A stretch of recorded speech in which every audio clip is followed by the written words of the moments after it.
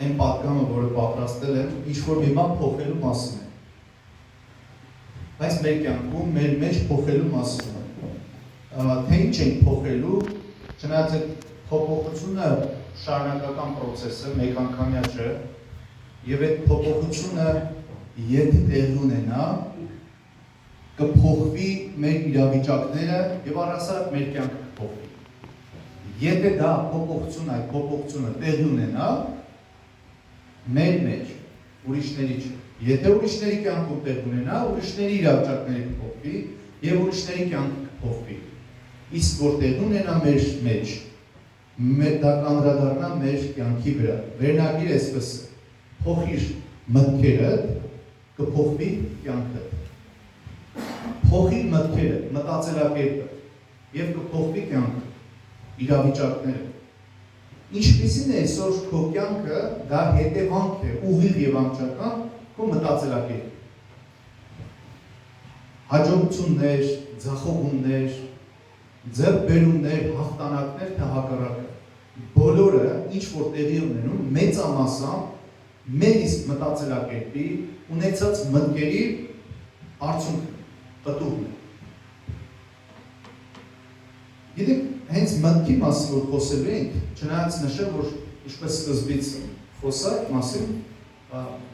մտքի փոփոխությունը չի դադարում երբեք։ Դա անընդհատ շարունակվում է եւ անընդհատ կարիք կա փոփոխելու եւ Աստվածաշունչը ինքը դրա մասին խոսում է, շատ տեղերում է խոսում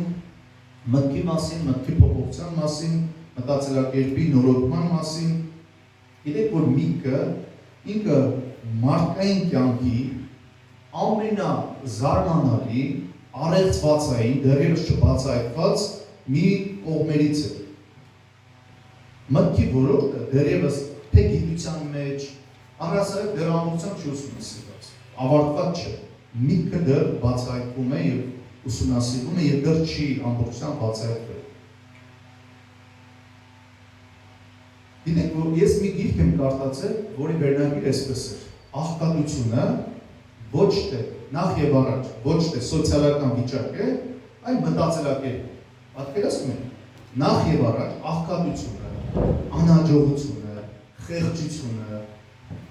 ձախողումները, պարտված կյանքը, դա նախ եւ առաջ մտածելակերպ։ Հետո նոր իրականության մեջ ինչ-որ մի երևույթ։ Եթե ընդամենը օրինակ եմ բերում, ենթադրենք, իմիստ դա մենակ իմ կարծիքը չէ, եթե ինչ-որ մեկի, ինչ-որ մեծը հարուստի հնարավոր լիներ միտքը պատվաստել ծայրաստիճան աղքատության մեջ ամբողջ կյանք ապրած մեկի գլխում, եթե հնարավոր լիներ, պատկերացնենք։ Գիտեք, ծայրաստիճան աղքատ մարդը չէր մնա այդ վիճակում։ Եթե հաջողակ ճեղքով այս կյանքի դժվարությունները հաղթահարած, դեպի առաջ շարժվող մարդու մտածելակերպ հնարավոր լինի միտքը պատվաստել կյանքում ոչ մի հաջողության չհասած անձնավորության գլխում, այդ մարդու կյանքը կփոխվի։ Այդ մարդը չի մնա այդ իրավիճակում։ Հետևաբար, պատկերացրեք ինչքան մենք ինչ լուրջ եւ մի չափազանց կարևոր երևույթի հետ ենք խոսում, որը որ ուրիշների մասին չէ, մեր մասին է նախ եւ առաջ։ Առհասարակ, ամբողջ պատմությունը, մարդկության պատմությունը, երբ որ մենք նայում ենք, ինչքան հայտնագործություններ են տեղի ունեցել, ինչքան ձեռքբերումներ, չէ՞, բոլոր այդ ձեռքբերումները, հայտնագործությունները լավ թե վատ, սկզբում տեղի ծնվել են մարդու մտքում, գրքում։ Այնուհետև դա իրականացվել է կյանքում։ Բոլոր հեղափոխությունները, ատոմային ռումբը, որ ստեղծվել է, առաջի անտիբիոտիկը, պենիցիլին, որ միլիոնավոր մարդկանց կյանքերը փրկել Ալեքսանդր Ֆլեմինգի կողմից, թե նկատում եմ, թե լավ, թե վատ հայտնագործությունները նախ ծնվել են մարդկանց մտածելակերպի մեջ, մտքում։ Այնուհետև դա իրականացել կամ չի իրականացել։ Եթե իրականացել է, դա հետևանք ունի։ Նույնը նաև այս օրինակները ինչի համար են, որպեսզի հասկանանք, որ ինչ է ծնվում մեր մտքում, ինչ է տեղի ունենում կամ ինչպիսին է առհասարակ մեր մտածելակերպը։ Ընդամենը մի այսպիսի ուսումնասիրության, հետազոտության արդյունք նշեմ, որ ապացուցված է, որ մարդու գլխում օրական մեր գլխում 24 ժամվա մեջ անցնում է մոտավորապես 60-ից 70 հազար տարբեր մտքեր։ Ամեն օր միջինը վերցրած ըստ հոգեբանների եւ տարբեր հետազոտողների վերած տվյալ է 60-ից 70 հազար միտք հայտնվում է մեր մտքում, մեր գլխում։ Բայց գիտեք ամենավատը որն է։ Այսինքն որ 60-ից 70 հազար միտք անցնելը խնդիր չէ։ Խնդիրը այն է, որ դրանց բացարձակ մեծամասնությունը 80%-ից ավելին բացասական է։ Կրկնվող է։ Եվ որը որ շատ անգամ դուրս է մարդկանց վերահսկողությունից այդ մտքերը։ Վերադառնալով հոգևոր դաշտ, հոգևոր կյանքին, նշեմ, որ հոգևոր կյանքը չի կարող սկսվել առանց մտքի փոփոխության։ Ապաշխարությունը հոգևոր կյանքի սկիզբն է, չէ՞։ Իսկ ապաշխարությունը սկսվում է մտքի փոփոխությամբ։ Հենց այնքան զարմանալի է, այսինքն սպասելի է, բայց հետաքրքիր է հունարեն բնագրում ավետարանը, որ գրված է ավետարանում, ապաշխարություն բառը հունարեն բնագրում մետանոյա բառն է, որը թարգմանաբար գիտեք ինչ է նշանակում։ Մտքի փոփոխություն։ Մտքի փոփոխություն։ Միտքը փոխվում է, մարդու ապաշխարությունն է դա։ Իհարկե հասկանում եք ինչ ուղղությամբ։ Շատ անգամ խոսում ենք դարձի գալու մասին։ Կամ օրինակ ես հիշում եմ անարակ որդու պատմությունը։ Անարակ որդին, որ կրտսեր որդին էր, սխալ ճամփա բռնեց եւ գնաց սխալ ճանապարհով։ Եվ հայտնվեց մի ծանր պայմաններում իրավիճակում, գիտեք այդ պատմությունը, բոլորս գիտենք, եւ այդ մարդը հասկացավ մտքով, տեսավ իր իսկ սխալ, իր բռնած ճանապարհի սխալ հետևանքները եւ զղջաց։ Այսինքն ինքը մտափոխվեց, ինքը հոր ունեցված տվեց քամուն, անբարո կյանքով ապրեց ուրիշ երկրում, մի խոսքով եւ հետո մտափոխվեց, փոշմանեց, զղջաց։ Եվ տեսեք, երբ որ այդ կրտսեր որդին զղջաց, նրա կյանքը փոխվեց։ Երբ որ նրա միտքը փոխվեց, մտածելակերպը փոխվեց, նրա իրավիճակն ու նրա այդ կրիտիկական ծանր ճգնաժամային վիճակից նա դուրս եկավ։ Եվ հետ գնաց դեպի հայրական տունը, ապաշխարեց։ Մտածելակերպի մտքի փոփոխությունը բերում է ուղիղ իրավիճակի փոփոխությունների, կյանքի փոփոխության։ Եվ կրտսեր որդու կամ անարակ որդու կյանքում մենք դա տեսանք։ Նա ստացավ ներում հայրական տանը, որ գիրկը նորից բաց է նրա առաջ եւ շարունակությունը հուսալի է, հուսադրող է։ Թե ինչ տեղ ունեցավ, ինչպես փոխվեց նրա կյանքը հաջորդի այդ իրադարձությունից հետո։ Գիտեք, եթե մտքի ոլորտը շատ կարևոր ու ազդեցիկ չէր, Աստվածաշունչը շատ չէր խոսում մտքի մասին։ Հենց Հիսուսը, մեր Տեր ու Փրկիչ Հիսուսն է խոսում։ Եվ նայեք, Հիսուսը այսպես ասում. «Սիրիր քո Տեր Աստծուն, քո ամբողջ սրտով, քո ամբողջ հոգով եւ քո ամբողջ մտքով»։ Աստորեն մեր աստվածպաշտությունը, մեր քրիստոնեությունը պետք է նաեւ մտքով լինի։ Ոչ միայն մենք մտքով ենք դարձի գալիս նախ եւ առաջ, այլ նաեւ մեր աստվածապաշտությունը, Աստծուն պաշտելը, սիրելը, աղոթելը պետք է նաև լինի մեր մտքով, ոչ միայն ամբողջ սրտով, ոչ միայն հոգով, այլ ամբողջ մտքով։ Մատթեոսի 22-րդ գլխի 37-րդ խոսքն է։ Իսկ Հռոմեացիների 12-ը շատ ծանոթամար է, շատ ենք լսում, այսպես է գրած. «Եվ մի կերպարանվեք այս աշխարհի կերպարանքով, մի նմանվեք այս աշխարհին։ Մի մտածեք, ձեր մտածելակերպը չլինի ինչպես այս աշխարհի մտածելակերպն է։ Սին, դատարկ, խառնաշփոթ, ամեն տեսակ միտք, շարունակության մեջ, այլ վերափոխվեք ձեր մտքի նորոգությամբ։ Վերափոխվեք ձեր մտքի նորոգությամբ։ Այստեղ խոսում է Պողոս առաքյալը խոսում է մտքի վերափոխման նորոգության մասին եւ շարունակության մեջ, որպեսզի դուք քննեք, հասկանաք Աստծո կամքը, թե որն է Աստծո կամքը, բարի, հաճելի, կատարյալ։ Գիտեք, եթե մեր մտածելակերպը չփոխվի, եթե մեր միտքը չնորոգվի, մենք չենք կարող հասկանալ Աստծո կամքը, մենք չենք կարող Աստծո կամքը ճանաչել, որը բարի է, հաճելի ու կատարյալ է։ Ինչի շատ մարդիկ, որ դոգմատիկ, կարծրատիպային մտածելակերպով են ապրում, տասնամյակներ շարունակ եւ նրանց կյանքում ոչինչ չի փոխվում։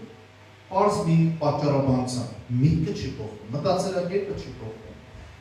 Ինչի շատ մարդիկ ամեն բան մեկնաբանում են ըստ իրենց մտածելակերպի։ Ամեն ինչ, նույնիսկ այնքան ծայրահեղություններ են լսում մարդկանց մեջ, որոնք մարդիկ շատ անգամ իրենց մտքի արդյունքը, մտքի արգասիքը, գոհարները ներկայացնում են որպես Սուրբ Հոգու խոսքեր։ Այնքան ենք լսել, որ մարդիկ ասում են Աստված ինձ ասաց։ Իհարկե Աստված կարող է ասել, եւ Աստված ասում է, եւ Աստված խոսում է, բայց միշտ չէ, որ բոլոր Աստծո անունով ասված խոսքերը մարդկանց շուրթերից դա Աստծո խոսքեր են։ Լերվել է շատ անգամ մարդկանց մտածելակերպի հետևանքը։ Շատ անգամ ցավալի մի խնդիր է, երբ որ մարդիկ սեփական մտքերը, չնորոգված մտքերը ներկայացնում են որպես աստվածային հայտնություններ, որպես մարգարեություններ, որպես խոսքեր Աստծուց, Սուրբ Հոգու ձայնը լսելու հետ են։ Այս երևույթը նույնպես կա, եւ սա նույնպես չբժշկված, չփոփոխված մտածելակերպի հետևանք ու արդյունք, ինչքան կարևոր է, որ մեր կյանքը փոխվի, բայց դա հնարավոր է, երբ որ մեր միտքը կփոխվի։ Մենք ապաշխարության ենք գալիս, երբ որ մենք մտքով ենք դառնում, նաև հասկանում ենք մեր սխալները, հասկանում ենք մեր էությունը, մեր իրավիճակը, եւ մենք պատրաստական ապաշխարում ենք, ներողություն ենք խնդրում եւ այդ ճանապարհից հետ ենք դառնում։ Գիտեք, ինչքան կարևոր է, որ մարդու միտքը վերահսկողության տակ լինի, կոնտրոլի տակ, բայց ում կոնտրոլի տակ։ Ուրիշների ոչ, երբ որ մեր իսկ միտքը, մտածելակերպը մեր կոնտրոլի վերահսկողության տակ չի, դա շատ վատ է։ Երբ որ ուրիշի վերահսկողության տակ լինի, դա ավելի վատ է։ Բայց մեր միտքը պետք է ամբողջությամբ ամեն դեպքում մենք կարողանանք կառավարենք։ Այսինքն անպաշտպան չթողնենք։ Մի այսպես խոսք կա, չէ՞, ասում են շատ ենք այդ խոսքը նշում, հայտնիներից մեկ խոսքն է, որ մենք չենք կարող արգելել թռչուններին, որ չթռչեն մեր վերևից, չէ՞, գլխավերևից, բայց մենք կարող ենք արգելել, որ նրանք գույն չդնեն մեր գլխավերևում։ Նույնպես մտքերը։ Մենք չենք կարող արգելել, որ այդ 60-70 հազար միտքը չգա։ Չնայած կարող ենք ինչ-որ չափով, ամեն դեպքում եթե գալիս են, դա դեռ խնդիր չէ, դա նորմալ է։ Գիտեք աննորմալը որն է։ Երբ որ այդ մտքերին մենք կերակրում ենք, ընդունում ենք, տեղ ենք տալիս, այդ բոլոր մտքերը ներթափանցում եւ ավերում են, գունազրկում են, արժեքազրկում են մեր կյանքը, մեր ներաշխարհը, մեր մտածելակերպը։ Խնդիրը չէ, որ մտքեր կգան։ Խնդիրը կայանում է նրանում, որ այդ մտքերին մենք տեղ չտանք, այդ մտքերը մենք չընդունենք, այդ մտքերը մենք չկերակրենք, այդ մտքերը մենք լուրջ չընդունենք ու պահենք, այդ դուրս անենք, ինչպես եկան, այդպես գնան։ Եվ ես այսպես եմ նմանեցնում, որ մարդու միտքը, որը դուրս է վերահսկողությունից անպաշտպան է, նման է մի, հիշում եք չէ, հին ժամանակներում, պատերազմական ժամանակներում քաղաքները պարսպապատ էին, որովհետև թշնամի եթե եկավ մի քանի անգամ մեծ զորքերով, քաղաքը եթե պարսպապատ էր, հնարավոր չէ, չէին կարող մտնել քաղաք, ներուժել։ Եթե պարսպապատ է, իսկ եթե բաց էր առանց պարիսպեր, նույնիսկ կային կիկլոպյան պարիսպներ պատմական, որոնց պատերի հաստությունը մինչև 7 մետրի էր հասնում, տեղեր կան նույնիսկ 10 մետր, ու շատ բարձր, որ թշնամին որևէ ձևով չմտնի քաղաք։ Եվ թշնամին մի քանի անգամ, հզոր անգամ թշնամիներ չէին կարող գրավել քաղաքները, պաշարում են, պատերի տակը սպասում են, որ դուրս գան, իրենք էլ հալածեն, սպանեն կամ գերի վերցնեն, բայց մտնել քաղաք պարիսպներից չեն կարող, եթե ինչ-որ մեկը չբացեր դռները, դարպասները։ Հիմա, ինչ կապ ունի սա։ Մեր միտքը, մեր մտածելակերպը, մեր մտքի ոլորտը, մտքի դաշտը նույնպես մենք պարտավոր ենք պարսպապատել, պարիսպներ կառուցել, եւ որ թույլ չտանք թշնամին գա Սողոսկի ներս մտնի եւ իսկ որ ներս մտավ, գիտեք ինչ կլինի։ Կոստանդնուպոլիս կդառնա Ստամբուլ, ինչպես թուրքերը մտան Կոստանդնուպոլիս դարպասներից եւ Կոստանդնուպոլիսը դարձրին Ստամբուլ։ Մինչև այսօր։ Մեր միտքն է, երբ որ բաց լինի, անկառավարելի լինի, անպաշտպան լինի, մենք հոգ չտանենք, չհսկենք, չկառավարենք, ուշադիր չլինենք, թշնամու մտքերը կգան եւ կմտնեն, կավերեն, կսպանեն, կթալանեն։ Եվ մեր կյանքը կփոխեն, ավերակ կդարձնեն։ Պարտեզը, եթե պարտեզը, կդարձնեն անապատ։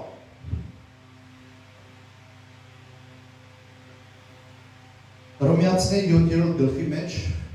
22-րդ խոսքի մեջ էսպես ասում Պողոս Արաքյալը, որովհետև ես Աստծո օրենքը հավանում եմ ըստ ներքին մարդու, Պողոս Արաքյալն է գրում, բայց իմ անդամներում, իմ օրգանի մեջ ուրիշ օրենք եմ տեսնում, որը պայքարում է իմ մտքի դեմ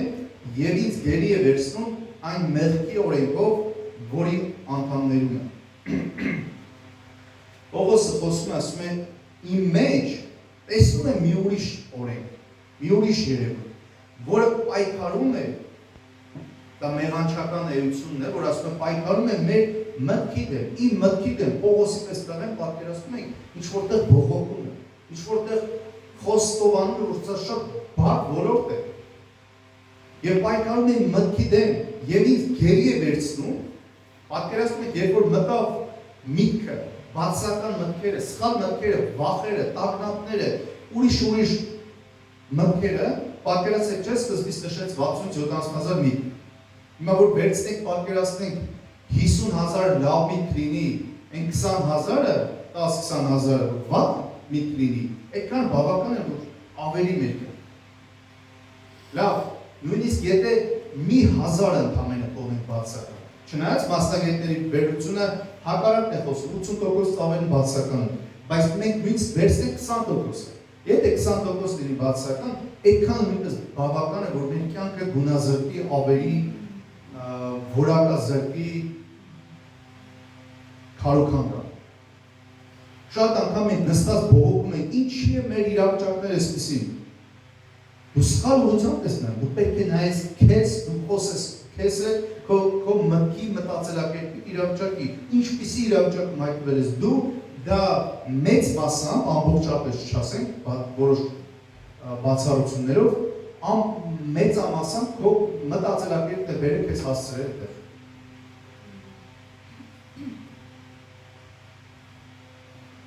Հետաքրքիր է, Աստվածաշնչի առաջի գիրքը Ծննդոց գիրքն է, չէ՞։ Ծննդոց գրքում մենք առաջի անգամ տեսնում ենք ինչպես օձը, ավելի ճիշտ Սատանան խաբեց Եվային եւ Ադամին, չէ՞, հետո։ Նայեք, գիտեք ինչ ձևով, մտքով, սկզբի հենց այդ անհնազանդությունը, որ մարդը վրընդվեց Եդեմից, մտքի պատճառով էր, մտքի անպաշտպան լինելու արդյունք էր,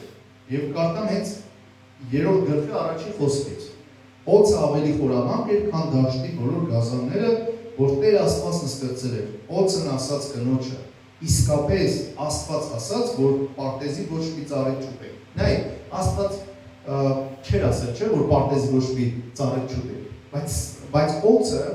ձևափոխեց եւ հարց տվեց, իրոք Աստված ասել է ոչ մի բանից բարիքների չօգտվես, դա գիտեք ինչ է, միտք տվեց Եվային, իրոք Աստված քեզ այդպես բան է ասել, որ ոչ մի բան, բայց Աստված չէր ասել ոչ մեկ, ասել է այս մեկի չուտես։ Եվ Եվան այդ միտքը ընդունեց, մտավ Պարիսներից ներս մտավ։ Հաջորդ քայլը ինչն է, ավերել քարոքան տաներն է։ Այդ նույնն է, որ գայլը մտնի ոչխարների հոտի մեջ։ Պատկերացնում եք, մինչև մտնելը խնդիր չկա։ Հենց մտավ, արդեն գիտեք ինչ կրվում։ Այսպես է, եւ նայեք, ինը սկսեց երկխոսության մեջ մտնել Եվան։ Շատ անգամ մենք էլ ենք ստանում ինչ-որ անկապ, անիմաստ, անհիմն մտքեր, չէ, մեր էմոցիաների, մեր գերհոգնածության, մեր իրավիճակների դրդված եւ այլ այդ մտքերը ընդունում ենք եւ սկսում ենք կերակրել, սկսում ենք բանակցել, սկսում ենք երկխոսել, ինչպես հիմա արեց ինը, Եվան։ Եվ ինն ասաց, պարտեզի ծառերի պտուղներից ուտում ենք, բայց այն ծառի պտուղներից, որ պարտեզի մեջտեղում է, Աստված ասաց մի կերեք դրանից եւ նրան մի դիպչեք, որ չմեռնեք։ Արդեն ընդունել ենք այդ խոսքը։ Եվ օձը կնոջն ասաց, բնավ չեք մեռնի, այլ առաջի քայլն արեց, հիմա երկրորդ քայլը։ Դուք չեք մեռնի։ Այլ Աստված գիտի, որ այն օրը, երբ դրանից ուտեք, ձեր աչքերը կբացվեն եւ աստվածների նման կլինեք բարին ու չար իմացող։ Ինը տեսավ, որ ծառի պտուղը լավ էր, չնայած որ տեսնում ենք շատ է խոսում, չէ՞, խնձորի մասին, բայց ոչ թե խնձոր չի գրած, պտուղ է գրած։ Հիմա խնձոր է թե ծիրան է, փաստ չի։ Ինը տեսավ, որ ծառի պտուղը լավ էր ուտելու համար եւ հաճելի էր աչքերին, եւ որ ծառը ցանկալի էր նայելու համար, առավ նրա պտղից, կերավ եւ տվեց նաեւ իր ամուսնուն եւ նա էլ կերավ։ Ադամին տվեց։ Նախ եւ առաջ տեսնում ենք անհնազանդությունը, մեղքը Աստծո դեմ ծնվեց մարդու մտքում, տեղ ունեցավ։ Եվ դա այնուհետև տեղափոխվեց իրական դաշտ, իրական կյանք, պրակտիկ կյանք։ Սա հենց դասական օրինակ, ինչպես է տեղ ունենում այս աշխարհի բոլոր երևույթներ, իրադարձությունների սկզբում մտքում, այնուհետև դա իրականանում է մեր, չեմ ասում, թե բոլոր մեր մտքում ծնված մտքերն են իրականություն դառնում, թե լավ, թե վատ, բայց որոնք որ դարձել են, նախ եւ առաջ ծնվել են, որոնք որ իրականություն են դարձել, նախ եւ առաջ տեղի ունեցել մեր մտքում, մարդկանց մտքերում։ Իսկ Ծննդոց 4:7-ում այսպես է գրված. Չէ որ եթե բարին անես, Աստված ասում է Կայենին, բայց եթե բարին չանես, չէ որ եթե բարին անես, երեսդ կբարձրանա, բայց եթե բարին չանես, մեղքը դրանդ մոտ պարկած է եւ նա քեզ է ցանկանում, բայց դու իշխիր նրա վրա։ Աստված Կայենին ասում, մեղքը դրանդ առաջ հակում է, քեզ է ցանկանում, բայց դու իշխիր նրա վրա։ Մտքեր կգան, այդպիսի իրավիճակներ կգան, այդպիսի ցանկություններ կգան եւ մեխանիզմը ցույց է տվել Աստված հենց Ծննդոց գրքում, որ եթե կա նման տիպ մտքեր, պետք է իշխել, այսինքն պայքարել եւ հաղթել։ Մեխանիզմը, ճանապարհը, մեթոդը դա է։ Նման մտքեր, որոնք կան, մենք նախ պետք է անալիզ անել իմանալ։ Պետք է վերլուծենք, հասկանանք եւ այնուհետեւ մենք ճնշենք, այն ինչ որ ճիշտ չէ, այն ինչ որ բարին չէ։ Այսինքն, եթե Աստված ասեց, որ իշխիր այդ մեղքի, որը ցանկանում եք, ու դրան առաջ նստած, այսինքն հնարավոր է իշխել։ Բայց գիտեք, ողբերգությունը ինչու՞մ է կայանում։ Շատ հավատացյալներ, շատ քրիստոնյաներ նստած ծառի տակ սպասում են, որ Աստված գա եւ իրենց փոխարեն իշխի։ Տեր Աստված, հեռացու ես միտքս։ Աստված չի հեռացնել, դու ես հեռացնելու։ Այդպես որ լիներ, Կայենը կասեր Աստծուն, Տեր Աստված, արի դու հեռացու։ Այլ բան եթե դա ուժեղ է, այլ բան եթե դա շատ ճնշող է, Աստված մեզ կզորացնի, մեզ շնորհ կտա եւ մենք կհաղթենք, բայց անողը մենք ենք։ Գիտեք, ես այս վերջի ժամանակները հատկապես տեսնում եմ հոգեվոր աշխարհում, մտածում եմ, շատ ինչքան բաներ կա, որ քրիստոնյաները միշտ Աստծո վրա են գցում։ Այն անգամ էլ խոսանք պատասխանատվության մասին, չէ՞, որ փախչում են մարդիկ պատասխանատվությունից, դա վերագրում են Աստծուն, ճակատագրին եւ այլն եւ այլն։ Եվ նույնպես այս ոլորտը նույնպես, մտքի ոլորտը նույնպես։ Աստված ասեց Կայենին, իշխիր, հետեւաբար Կայենը պետք է իշխի։ Այդ բան որ Կայենը փորձեր եւ չհաջողվեր, մենք լինում ենք այդպես իրավիճակներ, գիտեք, երբ որ մենք հայտնվում ենք այդպես իրավիճակների մեջ դժվար եւ երբ որ չենք կարող, այդ ժամանակ են նաեւ հովիվները, առաջնորդները, մեր կողքը գտնվող ուժեղ մարդիկ եւ երբ որ մենք դիմում ենք այդպես մարդկանց, երբ որ մենք դիմում ենք Աստծուն, Աստված մեզ շնորհ է տալիս, կամ Աստված մեզ ուղղորդում է դեպի իր զորավոր ծառաների մոտ, ովքեր որ կօգնեն մեզ հաղթարել։ Հենց խորհրդատվությունը եկեղեցիներում որ կա, դա մեղքերի թողության բան չի։ Խորհրդատվությունը դա այն է, երբ որ դու չես կարող, որտեղ մեղքերի թողություն մենք կարող ենք Աստծո առաջ գանք եւ կամ այդ մարդու առաջ գնանք եւ ասենք տներես ինձ։ Խորհրդատվությունը, խորհրդատվական ծառայությունը իմ տեսանկյունով, իմ մտածելով, դա այն է, երբ որ դու պայքարի մեջ ես, ինչ-որ մտքի հետ, ինչ-որ մեղքի հետ, ինչ-որ իրավիճակի հետ եւ չես կարող հաղթել, քո ուժերը հերիք չէ, դու այդ ժամանակ գնում ես վստահելի առաջնորդի մոտ, քույր եղբայրների մոտ, որը որ քեզ թև ու թիկունք լինելով կօգնի, որ դու հաղթարես այդ դժվարությունը։ Մարտին Լյութեր Քինգը հզոր կերպար եղել 20-րդ դարում, որը իր կյանքն է տվել Ամերիկայում ուրիշ հազարավոր, տասնյակ հազարավոր, 100,000-ավոր մարդկանց, որ բանից խտրականությունից ազատվեն, Մարտին Լյութեր Քինգը այսպես է գրել. քանի դեռ չի փոխվել քո միտքը, չի փոխվել քո կյանքը։ Եվ ինքը նույնպես հովիվ է եղել։ Սաղմոս 26-ի մեջ փորձիր ինձ Տեր եւ քննիր ինձ, փորձիր իմ միտքը եւ իմ սիրտը։ Արդյոք մենք Դավիթի նման կարող ենք կանգնել ուղիղ եւ ասել. Տեր, փորձիր ինձ եւ քննիր ինձ, փորձիր իմ միտքը եւ իմ սիրտը։ Արդյոք մենք ունենք այդքան համարձակություն, ոչ թե համարձակություն, այլ պատասխանատվություն, որ ասենք. Տեր, քննիր ինձ, իմ մտքերը։ Բայց շատ անգամ, որ հնարավոր լինի էկրանին սլայդի նման բացենք, մեր մտքերը ինչ կլինի։ Խառնաշփոթ, այդ ձևի պատկեր էս աշխարհում դժվար է գտնել, որ շատ են մտքերը, որ էկրանին երևա, հասկանանք դրա նման ինչ բան կա։ Այդ ձև պատկերը ես չեմ պատկերացնում։ Խառնաշփոթ, դու պատկերացրու 70,000 միտք մի անգամից։ Մեկը աջ կողմից, մեկը ձախ կողմից, մեկը ներքևից, մեկը վերևից։ Իրար կողքով են ասում, իրար են կպնում։ Նա մարդու մի մտածելակերպն է։ Եվ, բայց քրիստոնյան, հաղթական քրիստոնյան, Աստծո սրտի համեմատ քրիստոնյան նա կլինի, որ ասի, Տեր, իմ մտքերը բերում եմ քո առաջ, քո լույսը թող լուսավորի։ Սա այն մարդու աղոթն է, որը որ հոգ է տանում իր մտքերին, կառավարում է, վերահսկում է։ Մատթեոս 5-րդ գլխում լեռան քարոզն է այստեղ եւ Հիսուսի խոսքերը 27-րդ խոսքում այսպես ասում. լսել եք ինչ ասվեցավ, մի շնացիր, պատվիրանն է բերում։ Երկրորդ Օրինաց 5:18։ Բայց ես ասում եմ ձեզ, ով ցանկությամբ նայի որևէ կնոջ, արդեն իսկ սրտում նրա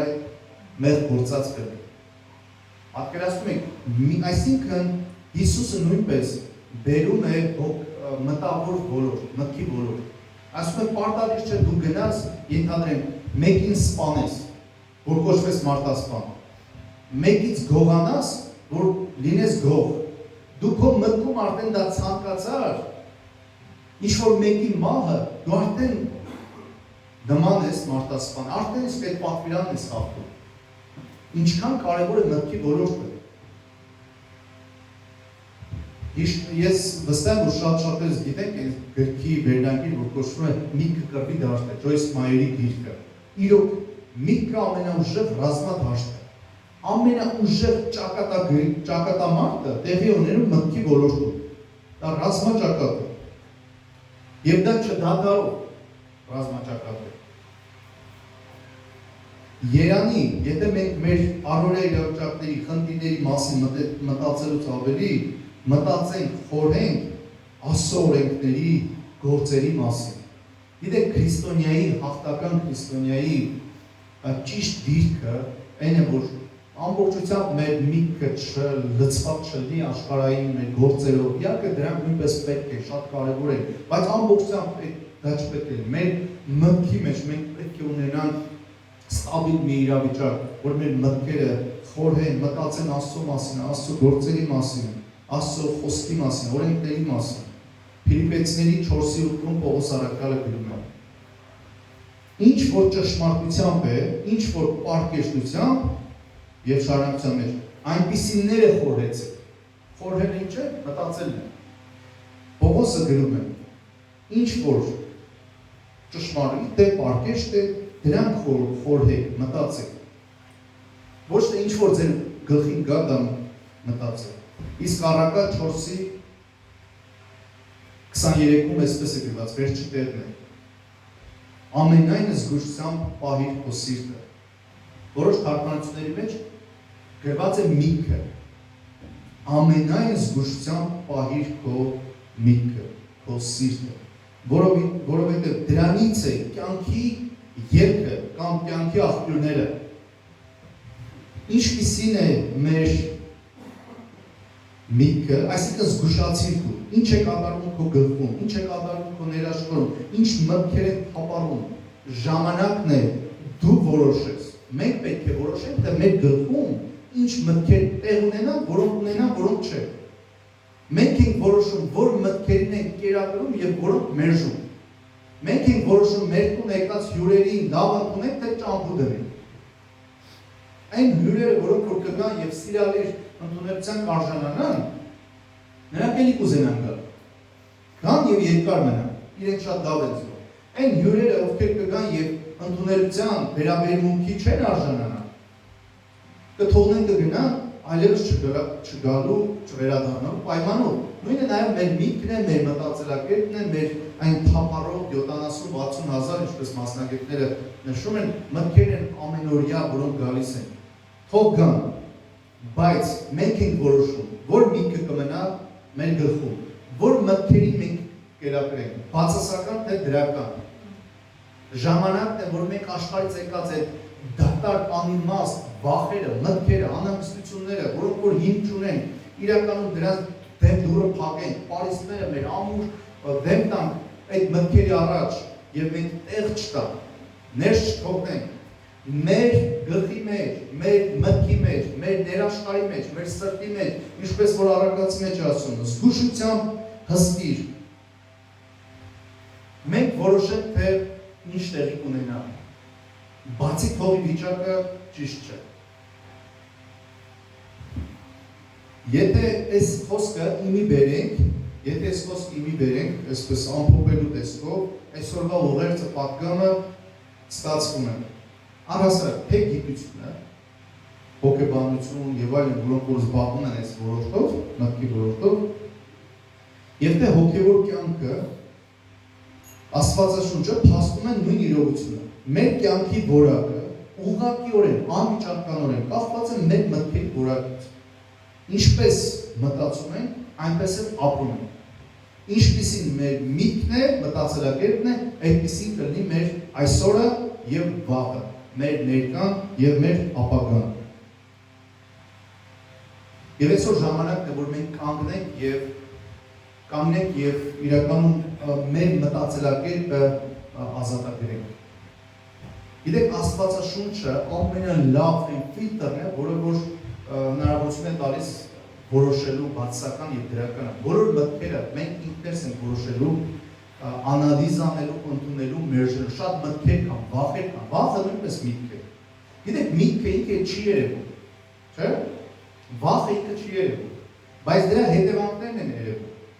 Ինչպես քամի դրսում, քամի որ կա, չի երևում։ Մենք չենք տեսնում քամի։ Ես չեմ տեսնում։ Բայց մենք ինչ կարող ենք տեսնել, քամու արած գործերը, քամու ավերածները։ Այդպես էլ նույնպես միտքը տեսանելի չէ ֆիզիկապես։ Հենց սրա բարդությունը դրանում է կայանում, որ մեր մտքերը մենք չենք կարող տեսնել։ Բայց եթե մենք դրանք չկասեցնենք, բացասական, անաստվածային, սխալը, չարը, մենք կտեսնենք դրանց հետևանքները, չար գործերը, բարի մտքերը բերում են բարի հետևանքներ, բարի գործեր, լավ մտքերը։ Աստվածային մտքերը բերում են աստվածային արդյունք, օրհնություն, հաղթանակներ, ձեռքբերումներ, անաստվածայինը բերում է անաստվածային, ոչ աստվածային հետևանքների։ Եվ հիմա կանգնենք ոտքի եւ իրականում ամեն մեկս մենք ինքներս գիտենք, թե ինչ է կատարվում մեր ներաշխարհում։ Ինչ է կատարվում մեր